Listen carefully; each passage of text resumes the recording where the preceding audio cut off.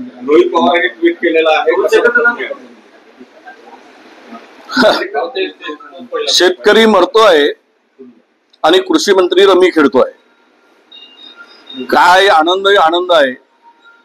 कसलं सरकार हे नतभ्रष्ट, या जनतेच्या भोकांडी बसलेलं हे नतभ्रष्ट सरकार आहे. महाराष्ट्राच्या इतिहासात असं नतभ्रष्ट सरकार पुन्हा होणार नाही. कुणाचीच पर्वा नाही.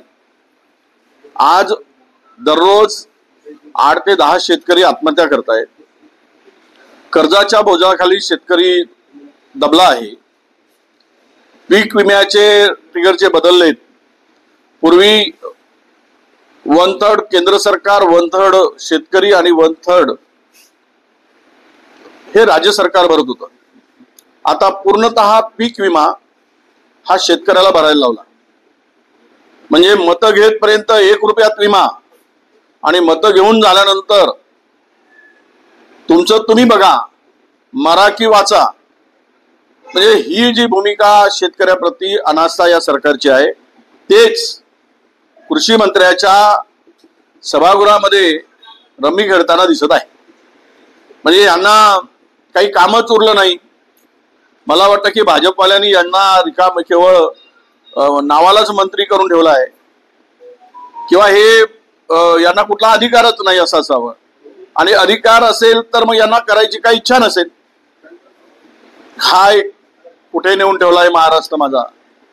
असे जर चड्डी बनियानवाले मंत्री, लुंगी बनियानवाले मंत्री, टावेल बनियानवाले मंत्री, रमी खेळणारे मंत्री, गुन्हांना सोबत घेणारे आमदार, काय चाललाय महाराष्ट्रात. यातून शेतकऱ्यांनो, तुमचं वाली हा सरकार नाही. शेतकऱ्यांनो, तुमचं तुम्ही आता बघा. हे बेईमान लोक सत्तेमध्ये बसले आहेत आणि यांना तुमच्याशी काही देणं घेणं राहिलेलं नाही. म्हणून शेतकऱ्यांना आवाहन करतोय की अशा खोटारड्या धोकेबाज सरकारला धडा शिकवा. आणि कृषी मंत्र्याला तर यापूर्वीचे जे वक्तव्य कृषी मंत्र्यांचे होते त्यावरून त्या पदावर, कृषी मंत्र्यांना त्या पदावर ठेवायचं की नाही याचा निर्णय गांभीर्यानं मुख्यमंत्र्यांनी घ्यावा. जर मुख्यमंत्री शेतकऱ्यांचे काही कणव असेल शेतकऱ्याप्रती, तर अशा मंत्र्यांना ते त्या पदावर ठेवतील का किंवा ठेवावं का, हा विचार मुख्यमंत्री करतील.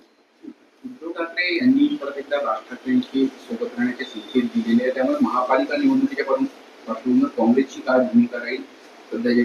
म्हणजे काल पण बोललो, काल तुम्ही होतात की नाही मला माहित नाही. अरे काय होतंय तर सध्या उत्तर द्या, अजून वेळ आहे. त्यांनी हे सांगितलं की निवडणुका डिक्लेअर झाल्यानंतर आम्ही बोलू. राहिलाय काँग्रेसची भूमिका. आम्ही स्थानिक पातळीवर मुंबई महानगरपालिका किंवा इतर महानगरपालिका असतील त्या सगळ्या गोष्टी, किंवा स्थानिक स्वराज्य संस्थांच्या निवडणुकामध्ये स्थानिक नेत्यांना तो अधिकार दिलेला आहे. कारण ही काही विधानसभेची किंवा लोकसभेची निवडणूक नाही आहे. तेथील परिस्थिती पाहून, राजकीय परिस्थिती पाहून ते निर्णय सगळं, जिल्हा युनिट असेल किंवा कॉर्पोरेशन असेल, नगर परिषदा असेल, या सगळ्या ठिकाणी त्या त्या स्तरावरचे नेते जो निर्णय घेतील त्या निर्णयाला आम्ही मान्यता देऊ. मात्र ठाकरेंनी म्हणले की नाही, त्यांना काय म्हणायचं आहे ठाकरे साहेबांना मी काय ऐकलं नाही. पण आमच्या आता अलीकडच्या झालेल्या विधानसभेच्या बैठका या महाविकास आघाडीच्याच होत्या. आम्ही एकत्र मुख्यमंत्र्यांना भेटून विरोधी पक्षनेत्यापासून ज्या काही निर्णय घ्यायचा आहे त्यामध्ये किंवा विधानसभेतील काही स्ट्रॅटेजीच्या संदर्भात एकत्र महाविकास आघाडी म्हणूनच आम्ही काम केलेलं आहे. स्थानिक पातळीवर महाविकास आघाडी म्हणून काही सर्वच निवडणुका लढल्या जातात असं नाही. एक शेवटचा उद्धव ठाकरेंनी असं म्हटलेलं आहे की संघाला आता मोदीचा पर्याय मिळाला असेल, म्हणूनच मोहन भागवतांनी 75 वर्षात साथ द्यावी अशा प्रकारचं वक्तव्य केलं. बघा, पर्याय सगळ्याकडेच असतात, पण पदाला चिपकून राहणारी आणि पद सोडण्याची इच्छा असलेली लोक फार कमी असतात. कुठे नाही पर्याय, सगळ्या गोष्टीचा पर्याय. म्हणजे माणूस कोणी पदावर राहिला काय किंवा गेला काय त्यामुळे काही फरक पडतो काय? काही फरक पडत नाही. अनेक लोक फार मोठं काम करणारी अनेक मंडळी या देशात होऊन गेले, ते त्या पदावरून बाहेर गेले, त्यामुळे देश पुढे गेला नाही असं नाही. परंतु ज्यांची त्यांची इच्छा आहे तो त्यांचा अंतर्गत प्रश्न आहे. मी संघ आणि भाजपच्या संदर्भात बोलावं हा माझा अधिकारच नाही. त्यांना 90 वर्षापर्यंत ठेवावं, 75 वर्षांनी काढावं किंवा शेवटपर्यंत ठेवावं हा त्यांचा अधिकार. मी त्यावर कशाला मी बोलणार. तुम्ही हनी ट्रॅपचा आरोप केला. रामदास कदमांनी म्हटले तुम्ही एकनाथ शिंदेना बदनाम करता. तुमच्याकडे नाही, एकनाथ शिंदे हे स्वच्छ प्रतिमेचे व्यक्ती आहेत. माझा मत एकनाथ शिंदेवर अजिबात आरोप नाही. आणि आमचं सरकार जे पडलं किंवा आमचं सरकार गेलं त्यामध्ये अनेका गोष्टीपैकी ती एक गोष्ट नक्की आहे, हे पुन्हा मी सांगतोय. तो आरोप काही व्यक्तिशः एकनाथ शिंदे साहेबावर नव्हता आणि त्यांच्यावर अशा प्रकारचा कुठला आरोप करण्याचा काही संबंधही नाही आणि पुरावाही नाही. मला असं वाटतं की रामदास भाईंनी अंगावर का घ्यावं? रामदास भाई आहेत का त्यात? नाही आहेत. त्यामुळं त्यांनी तशा गोष्टी अंगावर घेऊ नये आणि ज्या वेळेस योग्य वेळ येईल त्यावेळेस ते आम्ही त्यांना बोलवून घेऊन दाखवू.